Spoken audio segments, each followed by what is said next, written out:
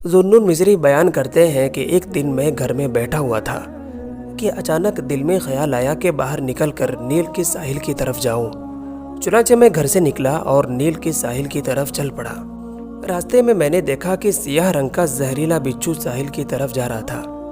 मैंने उसको साहिल की तरफ तेजी से बढ़ता देखकर दिल में कहा कि हो न हो ये ज़रूर किसी मुहिम के लिए जा रहा है।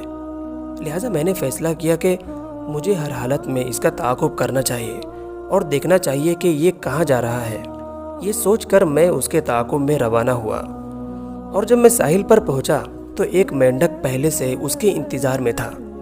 बिच्छू उसकी पुश्त पर सवार हुआ और दरियाए नील पार कराने लगा। मैं उसकी हरकत देखने के लिए एक कश्ती पर सवार हुआ और बिच्छू पर नजरें लगाए रखा। अलगरज वो दरिया की दूसरी तरफ पहुंच गया। मैं भी कश्ती से उतरकर उसे देखने लगा। दूसरे किनारे पहुंचकर वो एक दरख्त की तरफ दौड़ने लगा। मैंने उस तरफ निगाह की तो वहाँ एक नौजवान सोया हुआ था और एक जहरीला सांप उसे डंक मारने के लिए उसके करीब पहुंच चुका था। इतने में वो काला बिच्छू उसके करीब पहुंचा और सांप को डस लिया, जिसकी वजह से सांप फौरन मर गया। उसके बाद बिच्छू जहाँ से आया था उसी तरफ रवाना हो गया। मैं वहाँ पहुँचा और नौजवान को बेदार किया। वो शराब के नशे में मदहोश था। मैंने उसे सांप बिच्छू की दास्तान सुनाई और उससे कहा कि बंदे खुदा उठ और ख्वाबे गफलत से बेदार हो, अपनी नाफरमानी भी देख और खुदा के एहसानात भी देख। नौजवान ने सांप को देखा तो वो खुदा की रहमत से बहुत मुतासिर हुआ। उसने अपने सर पर खाक डाली, नदामत के आंसू बहाए और अल्लाह ताला से तौबा की। उसके बाद उस शख्स की ज़िंदगी की काया पलट गई और वो खुदा का नेक बंदा बन गया। अहले तारीख़ बयान करते हैं कि एक वक्त था कि जब निशापुर ईरान का दारुल हुकूमत था और यहाँ 15 लाख अफराद आबाद थे। शहर की जुग्राफियाई अहमियत की वजह से दूर दराज से अहले फ़न और अहले फ़नून वहाँ आकर आबाद हो गए थे। मोहम्मद बिन ज़करिया जो कि उस ज़माने के मशहूर तबीब थे, वो भी निशापुर में आकर आबाद हो गए थे और उन्होंने यहाँ अपना मदरसा और मकतब कायम कर लिया था। उमराए फ़ारस में से एक शख्स को फालिज की शिकायत हुई, जिसकी वजह से वो चलने फिरने से माजूर हो गया और बिस्तर पर लेट गया। उसने बहुत से डॉक्टरों से अपना इलाज कराया लेकिन किसी से भी इफाका नहीं हुआ। फिर उसने अपने घर वालों से कहा कि तुम मुझे मोहम्मद बिन ज़करिया के पास निशापुर ले चलो, मुमकिन है कि अल्लाह ताला मुझे उसके ज़रिए शिफा अता फरमा दे। चुनांचे उसके घर वालों ने सफ़र की तैयारी की और उसे लेकर निशापुर की तरफ रवाना हुए। एक तवील सफ़र करने के बाद वो दोपहर के वक्त निशापुर पहुँचे। शदीद गर्मी का वक्त था, दुकानें भी बंद थीं। उन्होंने सोचा कि अभी दोपहर का वक्त है, गर्मी भी ज़्यादा है, लिहाजा शाम के वक्त मरीज़ को तबीब के पास ले जाते हैं। चुनांचे उन्होंने वहीं एक जगह क़याम किया और मरीज़ को सुला दिया।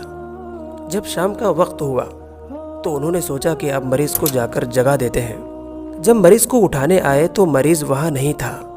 उन्होंने इधर उधर देखा तो मरीज़ को चलता हुआ पाया। मरीज़ को इस तरह चलता देखकर उन्हें बहुत ताज्जुब हुआ। चुनांचे उन्होंने मरीज़ से पूछा कि आप तो चलने फिरने से आजिज़ थे, अचानक आप सेहतमंद कैसे हो गए और यूं बेधड़क चलने लगे? उसने कहा कि मुझे भी नहीं मालूम कि मैं कैसे ठीक हो गया। चुनांचे उन लोगों ने उसे तेज़ी से लेकर मोहम्मद बिन ज़करिया तबीब के पास आए और सारी सरगुज़श्त बयान की। तबीब ने कहा कि उसके कपड़े उतारो। जब कपड़े उतारे तो अंदर 2 बिच्छू पाए गए। तबीब ने कहा कि इस पर खुदा ने अस खुद करम किया। इसका इलाज बिच्छू का जहर था और जैसे ही बिच्छू ने इसको काटा ये तंदुरुस्त हो गया। जब उन्होंने खुदा की इस हिकमत को देखा तो फ़ौरन सिद्ध शुक्र बजा लाए और अपने वतन वापस चले गए। एक दफ़ा का जिक्र है कि शहर शिराज में एक वबा फैली। शहर में एक अक्लमंद तबीब रहता था जिसके पास लोग दूर दराज से दवा लेने आते थे। अल्लाह का करना ऐसा हुआ कि एक मर्तबा तबीब का अपना बेटा बीमार हो गया। तबीब ने उसका अच्छा इलाज किया और मलेरिया की दवाइयाँ इस्तेमाल कराईं, जबकि हकीकत में उसको मलेरिया नहीं बल्कि दूसरी बीमारी लगी हुई थी। चुनांचे चंद दिनों के बाद वो बंदा अल्लाह को प्यारा हो गया। इस वाक़े से सबक मिलता है कि तबीब और डॉक्टरों की हैसियत वसाइल से ज़्यादा नहीं है। जब तक अल्लाह ताला ना चाहे तो ना तो तबीब फ़ायदा दे सकता है और ना ही दवाइयाँ मुफीद हो सकती हैं।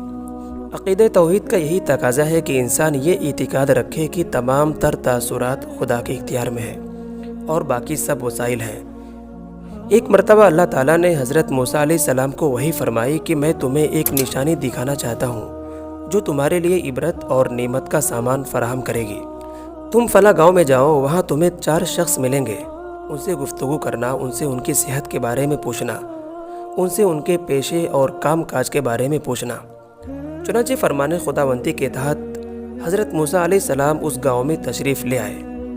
وہاں انہیں وہ 4 افراد دکھائی دیے۔ آپ نے ان سے گفتگو کی تو پہلے شخص نے کہا کہ میں کاشتکار ہوں، لیکن پچھلے سال مجھے نقصان ہوا کیونکہ اس فصل کی بیج میں نے ادھار کے طور پر لی تھی، جس کی وجہ سے اب میں مقروض ہوں۔ آپ اللہ تعالیٰ سے درخواست کریں کہ وہ بارش نازل فرمائے تاکہ ہماری فصلیں بہتر ہوں اور ہم خسارے سے بچ جائیں۔ حضرت موسیٰ علیہ السلام نے دوسرے شخص سے گفتگو کی تو اس نے کہا کہ میں مٹی کا برتن بناتا ہوں، دور دراز سے مٹی لا کر اسے بھگو کر گارا بناتا ہوں، اس کے بعد اسے برتن بناتا ہوں اور پھر سوکھنے کے بعد پکا کر فروخت کر دیتا ہوں۔ تم اللہ سے دعا کرو کہ بارش نہ برسائے، ورنہ میری ساری محنت برباد ہو جائے گی اور مجھے خسارہ اٹھانا پڑے گا۔ حضرت موسیٰ علیہ السلام نے تیسرے سے گفتگو کی تو اس نے کہا کہ میں کھیت کا مزدور ہوں، نالیاں بناتا ہوں، اگر آندھی آ جائے تو مجھے نالیاں بنانے میں آسانی ہوتی ہے، ورنہ میرا کام مشکل ہو جاتا ہے۔ آپ اللہ تعالیٰ سے دعا کرے کہ وہ میرے لیے تیز آندھیاں بھیج دے تاکہ میرے لیے سہولت ہو جائے۔ حضرت موسیٰ علیہ السلام نے چوتھے شخص سے پوچھا تو اس نے کہا کہ میں باغبان ہوں، میرے باغات میں پھلدار درخت موجود ہیں اور پھل بھی پکنے کے قریب ہیں، لیکن مجھے اندیشہ ہے کہ کہیں آندھی نہ جائے جس کی وجہ سے میرے سارے پھل برباد ہو جائیں۔ آپ اللہ تعالیٰ سے دعا کرے کہ وہ آندھی نہ بھیجے، ورنہ میں خسارے میں پڑ جاؤں گا۔ جب حضرت موسیٰ علیہ السلام نے سب کی گفتگو سنی اور سب کی جوداگانہ خواہشات سنی تو انہوں نے آسمان کی طرف منہ کر کے کہا کہ پروردگار، تو ہی کائنات کا بنانے والا ہے، تو ہی بہتر جانتا ہے کہ بندوں کی تدبیر کیسے کرنی چاہیے۔